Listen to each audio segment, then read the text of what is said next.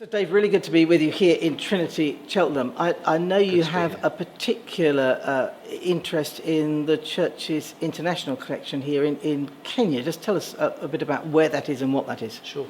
It's in Kericho, in the diocese there in northwest Kenya, and we've had a partnership there for about 10 to 12 years.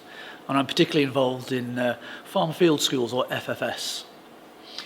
And tell us about that. What's your involvement, and what does a farm field school do?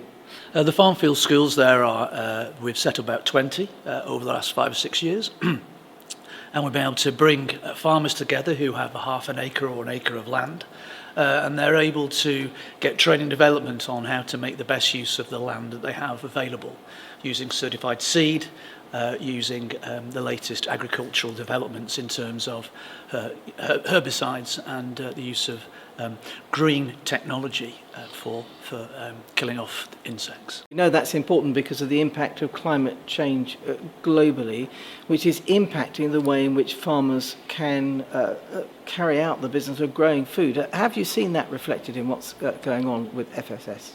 Many of the trainers are saying, hey, look, we've got real problems with too much water or irregular water or periods of drought, which makes the farming process altogether more difficult. Why is this important?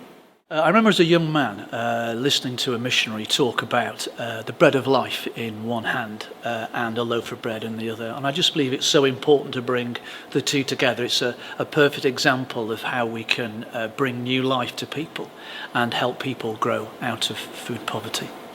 It's also a real reminder to us about why our care for the environment in this country matters. Because what we do here, or perhaps more what we fail to do here, has that implication for our brothers and sisters in other lands. The decisions that we take might mean that actually their crops fail, they can't feed themselves, they can't feed their families.